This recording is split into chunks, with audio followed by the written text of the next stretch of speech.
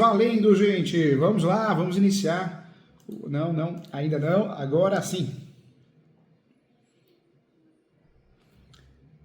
1, 2, 3, valendo! Plantão de dúvidas. O professor teve um imprevisto aqui na parte da manhã, mas deu tudo certo, gente. A advocacia, ela é muito cansativa, né? Ela judia da gente.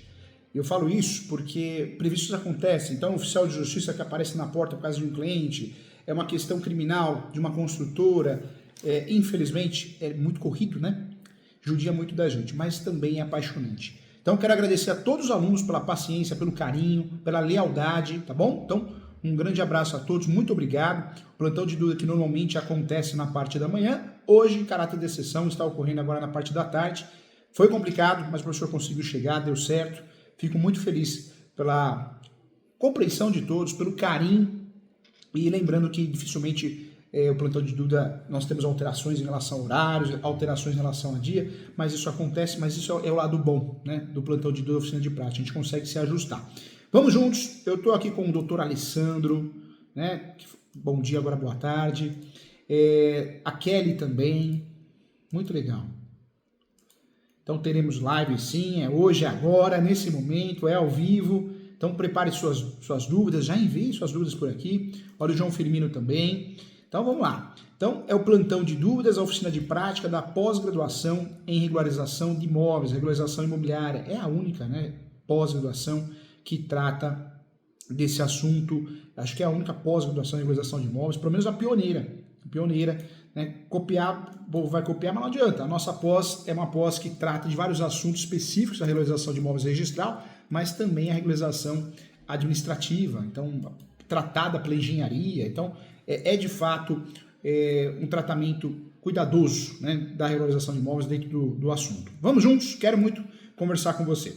Quero lembrar a todos que existe a regularização de imóveis registral, que é a regularização de imóveis feita no cartório de imóveis. Nós temos várias ações judiciais para regularizar um imóvel: ação de adjudicação compulsória, ação de uso capião, ação demarcatória, ação de divisão de terras, ação de retificação de área.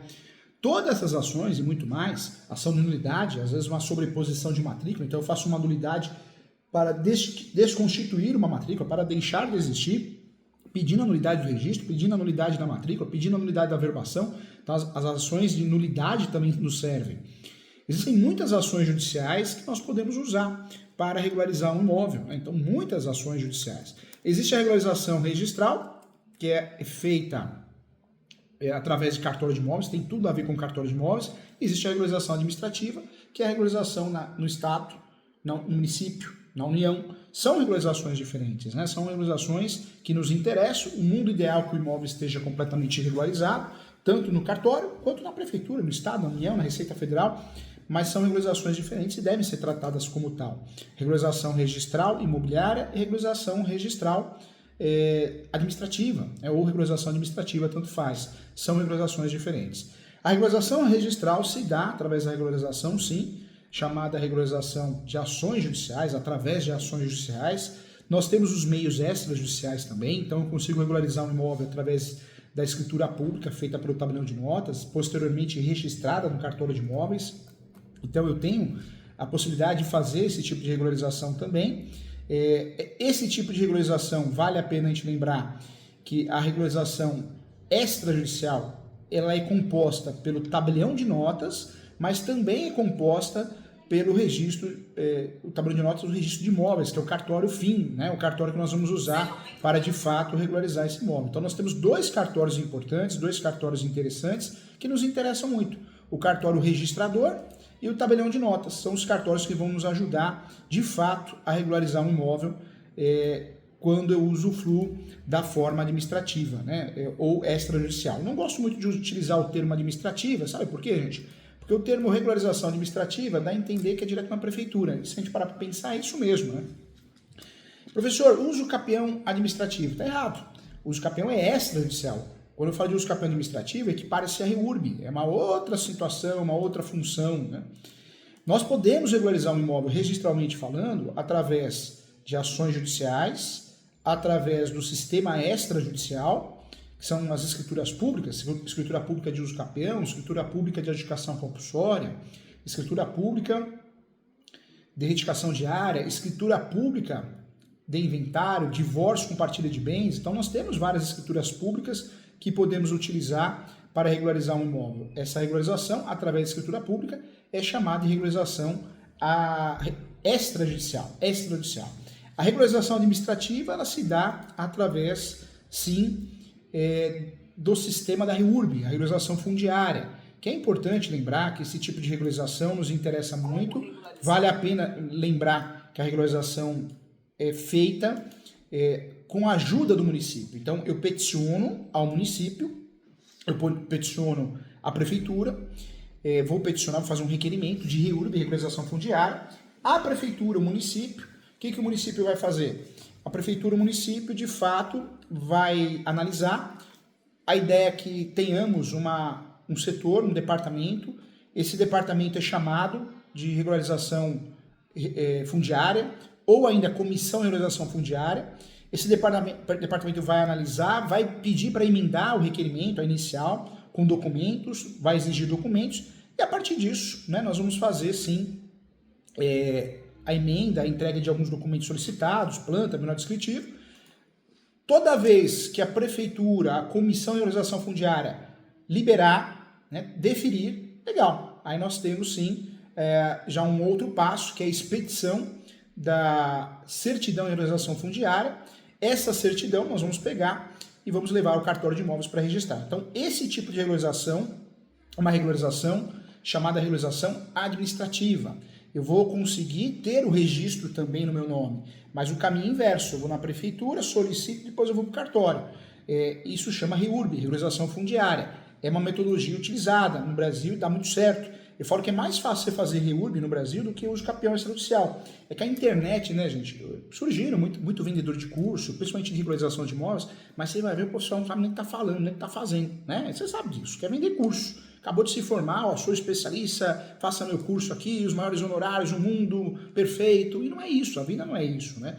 Nós sabemos que o uso capião extrajudicial, ele é utilizado, o professor foi o segundo ou terceiro advogado a fazer no Brasil, mas de cada 100 casos de uso capião extrajudicial, eu diria que de cada 100 casos, 98 você vai tomar um não e vai acabar fazendo judicial ou REURB, ou seja, português claro, de cada 100 casos de uso capião, 98 são judiciais. Os outros dois que sobrou é extrajudicial. Não, um é REURB, dependendo da cidade dos dois.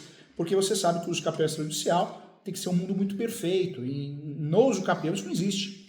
O cliente, quando ele procura, ou existe iminência de litígio, ou existe litígio de fato, ou a situação é polêmica, contraditória, faltam provas, falta planta, menor descritivo, o cliente não tem condições financeiras, o cartório da cidade é conservador. Então, muitas vezes o uso capião judicial é o mais utilizado, o REURB, tá? Então é importante saber para iniciar na regularização de imóveis. Isso é fundamental.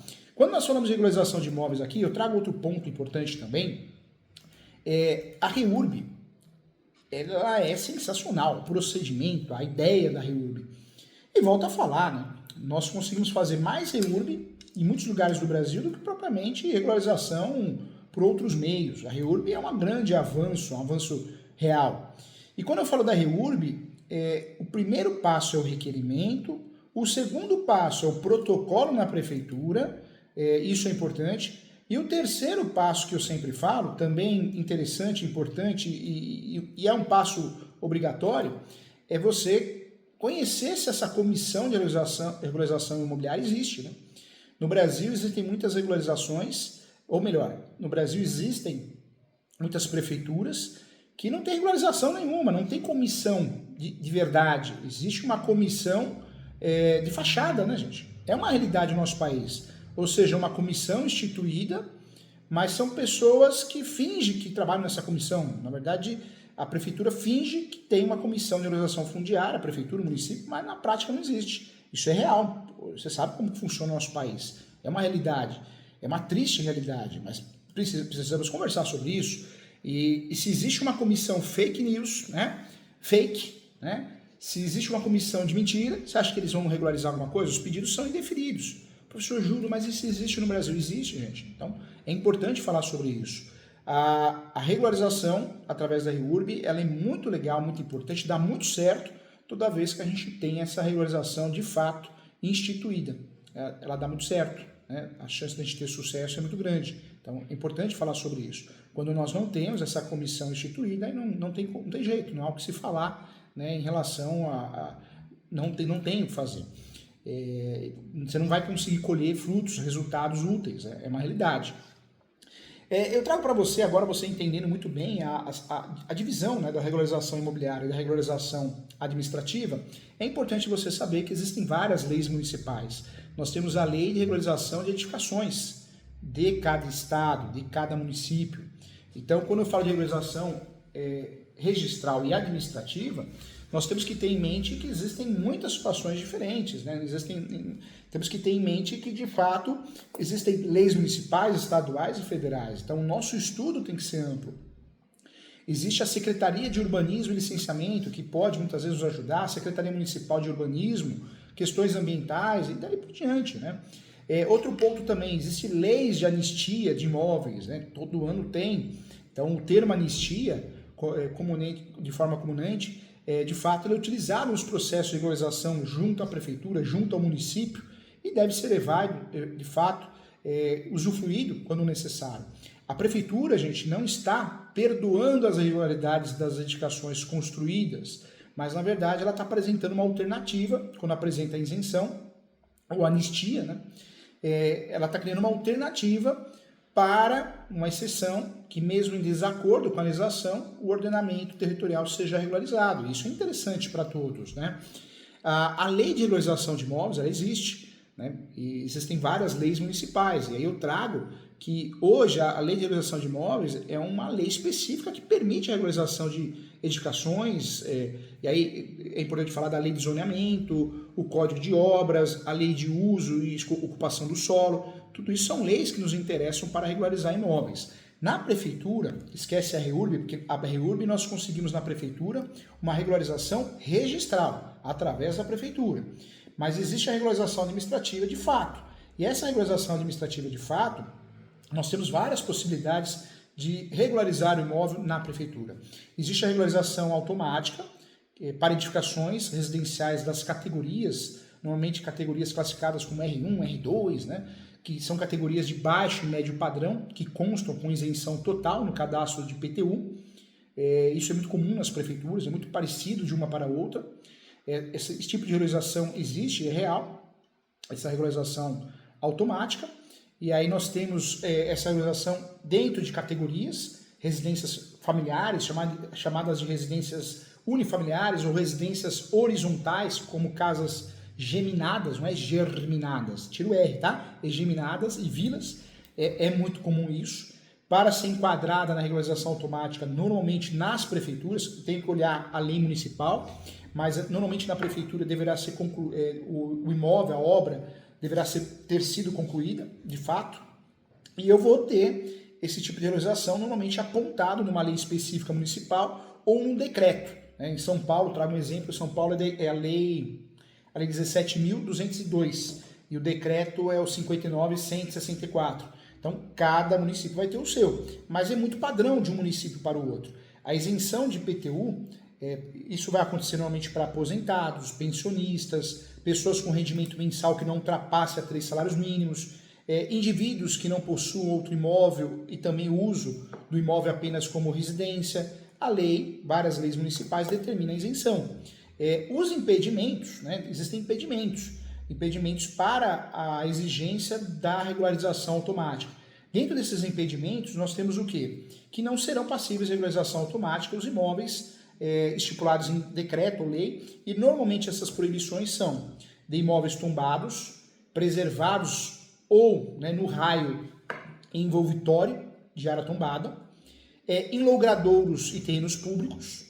Também é muito comum em locais não edificados ou não edificáveis, junto a represas, córregos e linhas também de transmissão de energia. É muito comum não entrar nessa regularização automática, nessa linha de isenção.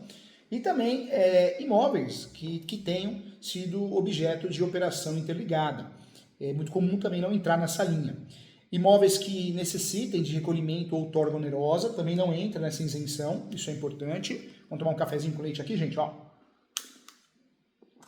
Outro tipo de imóvel que não entra nessa regularização automática administrativa, municipal, imóveis situados em área de proteção ambiental e de mananciais ou preservação permanente, realmente área de APP, muito conhecida como APP, imóveis que sejam ou tenham sido objeto de operação urbana, imóveis atingidos por melhoramento viário e imóveis em loteamentos regulares. Então, não entram, em regra, nessa especificação, nessa linha de isenção da regularização automática. Tá? Então, é importante você trabalhar isso.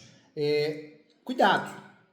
Também não poderão ser regularizados automaticamente, estou falando da regularização administrativa, não registral, hein?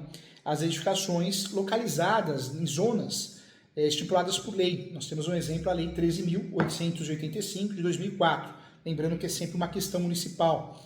Mas zona de ocupação, chamada Zona de Ocupação Especial, a ZOE. Zona também especial de preservação, chamada de ZEP. Zona Especial de Preservação Ambiental, ZAPAM. Zona Especial de Produção Agrícola, ZEPAG. Zona também de estritamente residencial em área de preservação também não entra. Zona de preservação e desenvolvimento sustentável também não. E zona de lazer e turismo também não, conforme a Lei 13.885. Então é importante. Para obter o certificado de regularização da minha propriedade automático, a comprovação da regularização da edificação ela ocorre através do certificado de regularização que está disponibilizado normalmente no prazo de 1 ano após o início da vigência da lei. Tá? Então isso é importante também. Então, esse tipo de regularização automática, a gente tem que analisar vários pontos. Né? Existe ainda a regularização chamada regularização declaratória simplificada. Nós já falamos sobre isso. Esse tipo de regularização também é muito comum. Esse tipo de regularização vai ocorrer de fato para imóveis de uso residencial. Normalmente o R1, R2, né, dentro dessa categoria. Que tem uma área total de até 500 metros quadrados. E será adotado também o procedimento declaratório simplificado na modalidade por meio do portal de licenciamento. O interessado realizará preenchimento e consegue fazer essa regularização muito de forma simplificada, como o próprio nome diz, é declaratório simplificado. Também é algo interessante também. Prevalecem as mesmas regras, tá? Não entram aqueles imóveis tombados, área de preservação, não vão entrar nesse tipo de regularização. Tem taxa, você paga uma taxa específica para fazer o pedido de regularização declaratória. Também, tema importante também. Mas existem outros tipos de regularização administrativa, entre elas a regularização declaratória, essa também é muito conhecida. A regularização declaratória ela será aplicada por imóveis na prefeitura, regularização administrativa, residenciais unifamiliares para residências multifamiliares horizontais e verticais. Então isso acontece, isso é importante também. Tá? Então temos decretos, temos leis que tratam do assunto, lembrando que todas essas edificações devem ter no máximo 1.500 metros de área construída. Também é chamada regularização declaratória. E existe a regularização comum, né? A regularização comum está na categoria, ela será aplicada para as demais edificações, em regra, não enquadradas, ela é residual, né? Não dá para aplicar nas outras, sobra ela, é ela que nós vamos usar. Ela é residual, não cabe nas outras, cabe nessa. Também é uma regularização que nós vamos usar. Essa regularização ela dependerá da apresentação de documentos e análise da prefeitura, do município, e as peças gráficas também deverão ser assinadas por profissional habilitado, planta, melhor descritivo, isso é necessário também. Existem exigências, né, nesse tipo de declaração. Ela é residual, mas existem exigências e nós temos que tomar cuidado também. Pontos importantes dentro dessas exigências. Eu preciso respeitar leis municipais e outro ponto, anuências. Né? A regularização comum de edificações, elas são enquadradas nas situações onde dependerão de fato de prévia anuência, em regra, ou autorização do órgão competente. Isso que é um pouco mais chato, um pouquinho mais complicado. Então, eu preciso da anuência do Conselho de Defesa do Patrimônio Histórico para analisar se aquele imóvel não é tombado ou se é, né, de preservação ou no raio envolvitório da área tombada. Áreas de proteção ambiental, eu preciso também da anuência da Secretaria Municipal do Verde e Meio Ambiente, outro nome, né? Tem vários nomes diferentes, CETESP, BATESP, Proctins, e aí vai, né? Intertins, e vai. Vários nomes diferentes, depende do estado, depende do município. Eu também preciso da autorização em área que necessita de consulta ao Serviço Regional de Proteção de Voo. A consulta é obrigatória ao Serviço Regional de Proteção. E também preciso analisar sempre situações que abriguem atividade institucional enquadrada em usos especiais ou incômodos, né? O interessado também irá, através da declaração, atestar que atende os parâmetros de incomunidade disponíveis nos quadros, né, da lei, normalmente das leis municipais, entre os exemplos eu trago a lei 13.885. E também, gente, não podemos esquecer do polo gerador de tráfego, né? Situações que dependerão do certificado de diretrizes da Secretaria Municipal de Transporte e respectivo termo de recebimento de aceitação, que é chamado TRAD também. Então, veja, não é impossível, mas é burocrático. Mas é isso que nós estamos discutindo na nossa aula, na nossa pós, para aprender a fazer e poder ajudar o nosso cliente para que ele tenha um imóvel regularizado de forma registral e também de forma administrativa. Essa é a ideia, tá bom? Isso é importante também. Legal, cheio de perguntas aqui. Eu quero deixar claro novamente, gente, nós temos então, e é isso, o advogado, o engenheiro, o arquiteto, que quer trabalhar com regularização de imóveis, ele precisa entender que existem duas regularizações diferentes. A regularização registral é uma e a regularização administrativa é outra. Tem muita confusão em relação a isso, né? Hoje em dia tem muitos cursos na internet que cobram caro de você, arranca dinheiro e não explica, te induz a erro. Infelizmente, né? A internet tem coisa boa e coisa ruim, como qualquer coisa na vida. Então, separe, explique isso para o seu cliente. Outro ponto que eu queria deixar claro, você não consegue, jamais você vai conseguir, uma regularização automática. Professor Júlio, eu ganhei ação de uso capião, então a prefeitura, eu posso ficar tranquilo, também está regularizado na prefeitura. Não é assim, não funciona assim, né? Na verdade, eu não consigo ter a regularização automática total do imóvel. Quando eu busco a regularização registral, é para facilitar a ordem correta, é para facilitar a regularização na prefeitura. Essa é a ordem correta, na União, Estado, município e na Receita Federal. Mas nem sempre é possível, nem sempre eu consigo. Então, eu preciso tomar cuidado com isso. São regularizações diferentes, né? Então, é importante tomar cuidado, porque senão eu vendo uma coisa para o cliente, uma coisa que não existe, tá? Olha a Renata aqui que está conosco. Legal. Tá chegando um monte de pergunta, hein? Que legal, que plantão bacana, hein? Lembrando a todos que esse é o plantão de dúvidas da pós-graduação, plantão de dúvida e oficina de prática da pós-graduação de regularização de imóveis no Portal ESO. Digita lá no Google, Portal ESO, www.portaleso.com.br. Acho que é a única pós de regularização de imóveis do Brasil, ou pelo menos a primeira, né? Porque copiam, como diz o Chacrinha, copiam tudo. Vamos lá. Olha a Renata aqui, boa tarde. Professor, sou sua aluna da pós-graduação, que legal. Estou com um caso de família. Meus tios casados compraram um terreno do meu falecido avô, há mais de 40 anos. Não há escritura, apenas contrato de gaveta. A venda assinada pelos meus tios, filho do meu avô e marido, e também assinado pelos meus avós. O contrato foi devidamente registrado em cartório. Hoje, meus tios têm interesse em regularizar. Entendo que caberia a adjudicação compulsória. Contudo, minha avó está com 94 anos de idade, já não lembra muita coisa. E meu avô falecido, minha dúvida seria... Olha, doutora, cuidado, a adjudicação compulsória é uma ação interessante. Vendem isso para nós na internet o tempo todo, né? Um monte de picareta que vende curso, não sabe nem o que está falando, nem advogado mas está lá vendendo curso, está lá falando que resolve tudo no cartório, mundo ideal. Até parece que é assim, né? Só esquece de um detalhe, que o nosso país chama Brasil. Ponto importante, sempre que for possível fazer uso capião, é a melhor opção, porque o uso capião é a forma originária de adquirir propriedade no Brasil. Já a adjudicação compulsória é forma derivada. Qual que é o meu receio em relação ao seu caso? A doutora faz a adjudicação compulsória e perde, vai ter que fazer uso capião. Faz a adjudicação compulsória e ganha, mas não consegue registrar. E eu estou falando no formato judicial, tá?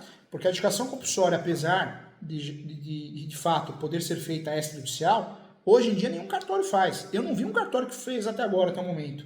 Por quê? Porque eles estão sem informações. A lei, a teoria é muito linda, a prática é diferente. Então, eu faria o quê, doutora? Eu iria analisar se é possível, com base nos requisitos, posse, mansi pacífico, animus domini, fazer uso capião. Então, eu deixaria de lado a adjudicação compulsória e faria uso capião. Como a sua avó, se a ação for feita no nome da sua avó, ela tem 94 anos, pede prioridade processual em preliminar, antes dos fatos. O processo corre mais rápido, tá bom? Então, por quê? Já pensou, você faz uma ação, caso de família, advogar para parente, pai, mãe, irmãos, marido, esposa, é complicadíssimo, a pressão é muito grande. Ainda mais uma avó de idade. Aí você faz a ação de adjudicação compulsória, demora 2, 3 anos, não resolve. Faz essa judicial, não consegue o registro. Então, se possível, parte direto para o uso capião. Com muito carinho, dou esse conselho para a doutora, viu, doutora Renata? Quero o seu bem, tá bom? Legal. Chegamos ao fim de mais um plantão de dúvida. Lembrando que o professor presta o serviço de mentoria. Quem quiser entrar em contato comigo, mentoria online exclusiva para você ou presencial aqui no escritório. Trabalho de consulta também, mentoria para os advogados. Estou à disposição. Você consegue agendar comigo entrando em contato pelo telefone fixo, né, o 20615649, DDD 11, atendo o Brasil inteiro. Pelo WhatsApp do escritório também.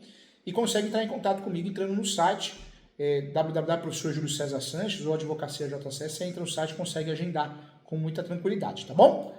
Gente, muito obrigado. Uma honra. Fiquem com Deus.